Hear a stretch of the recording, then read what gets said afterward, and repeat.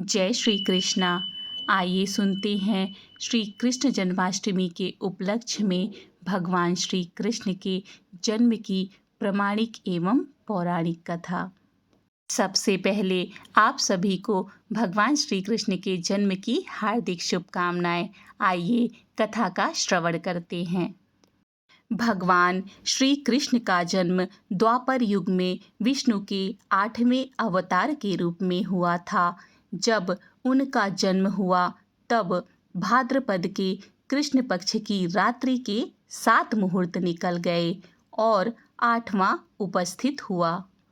भी आधी रात के समय सबसे शुभ लग्न में बाल कृष्ण ने जन्म लिया।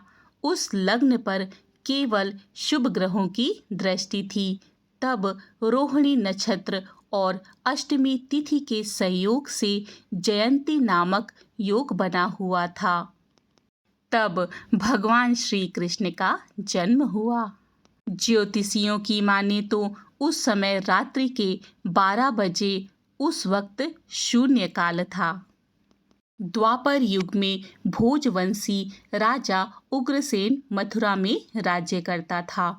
उसके आतताई पुत्र कंस ने उसे गद्दी से उतार दिया और स्वयं मथुरा का राजा बन बैठा और अपने पिता को कारागार में डाल दिया।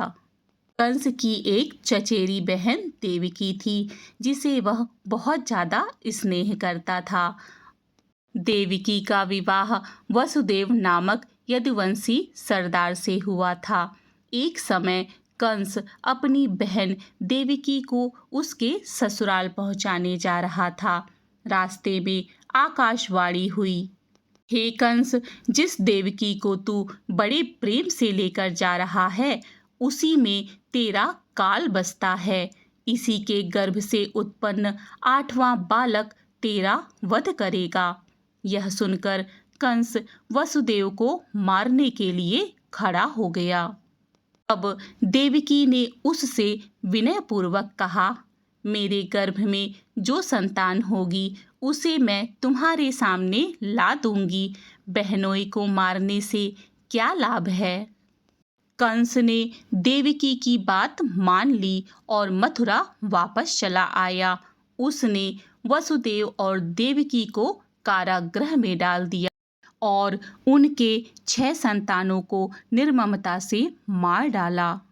लेकिन जब उनकी 7वीं संतान होने वाली थी, जब बलराम कोख में आए तो उस वक्त नियति ने कुछ और ही तय कर रखा था।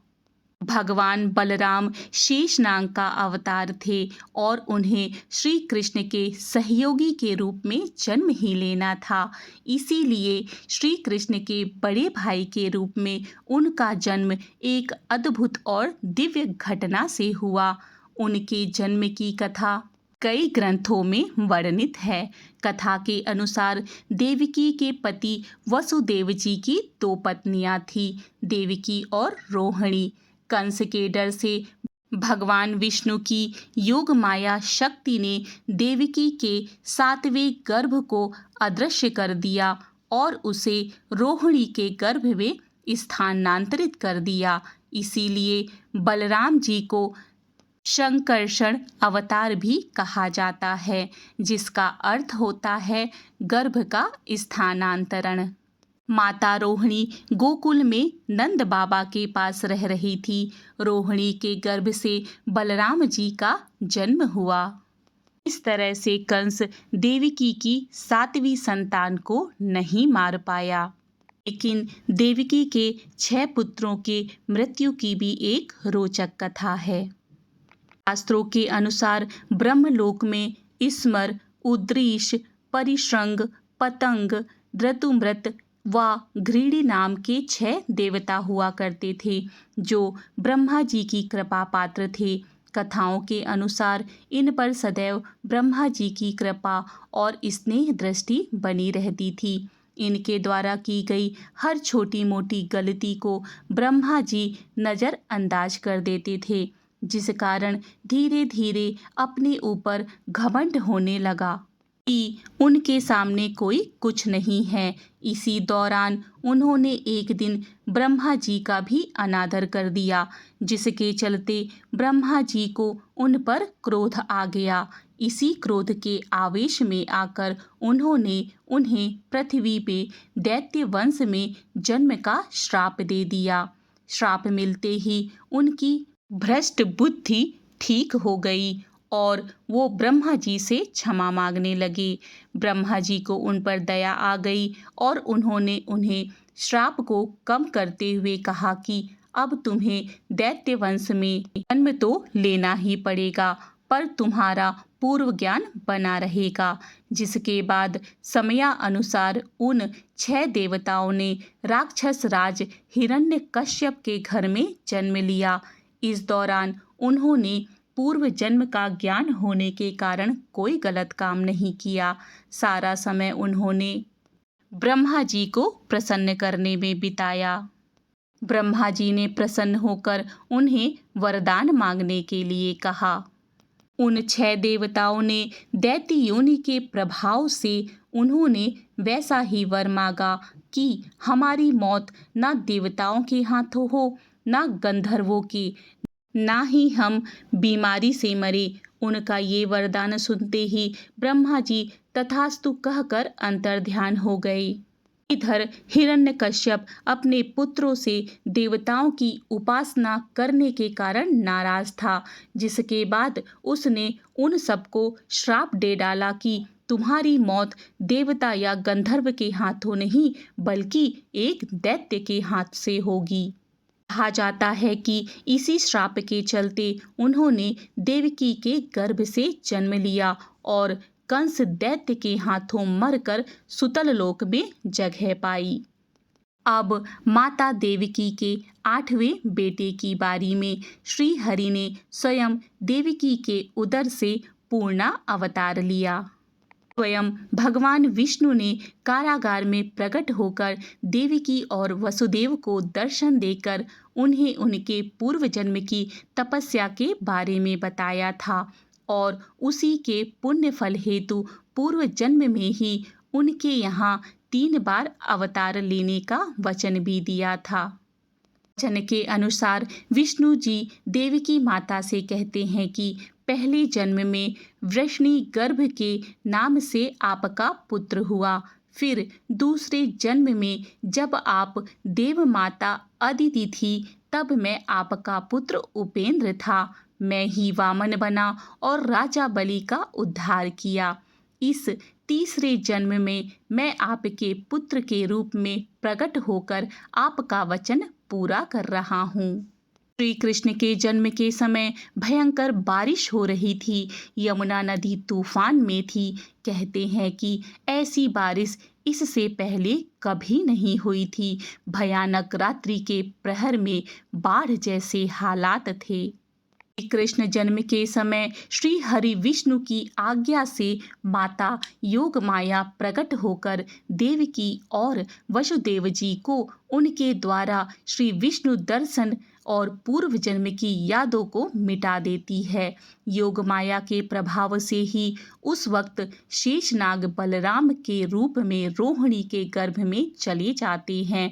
बलराम के जन्म के बाद श्री कृष्ण जी का जन्म होता है और यह पता चलते ही कंस बालक का वध करने के लिए निकल जाता है।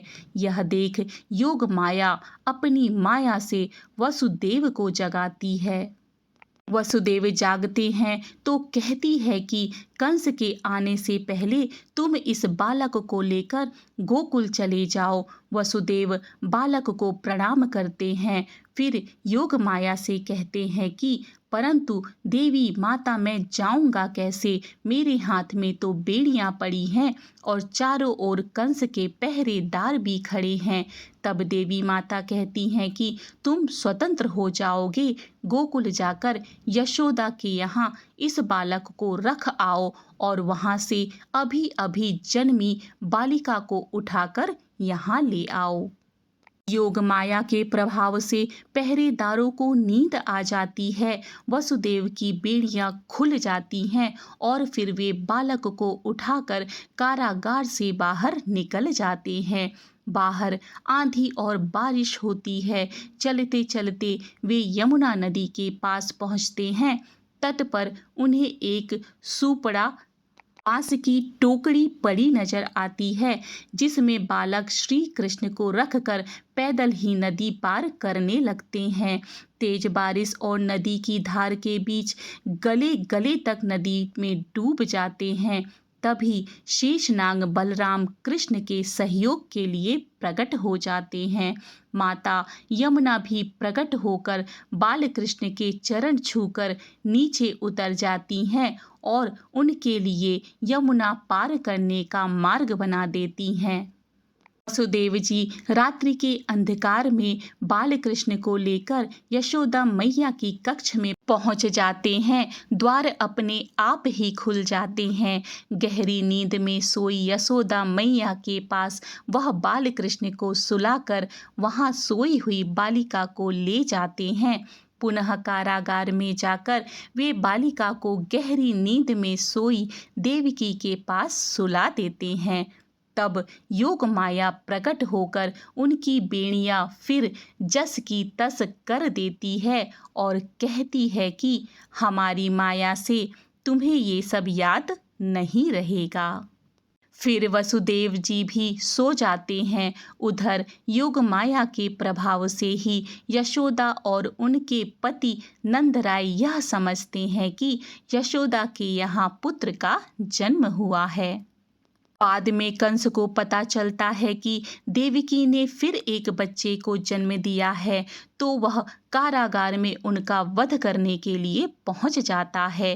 कारागार में पहुंचकर वह देवकी से पूछता है, क्या ये लड़की है? देवकी कहती है, हाँ भैया। तब वह कहता है, झूठ, इस बार लड़की कैसे हुई? आकाशवाणी झूठ नहीं हो सकती। उसने 8वें पुत्र की बात कही थी, फिर लड़की कैसे आ गई?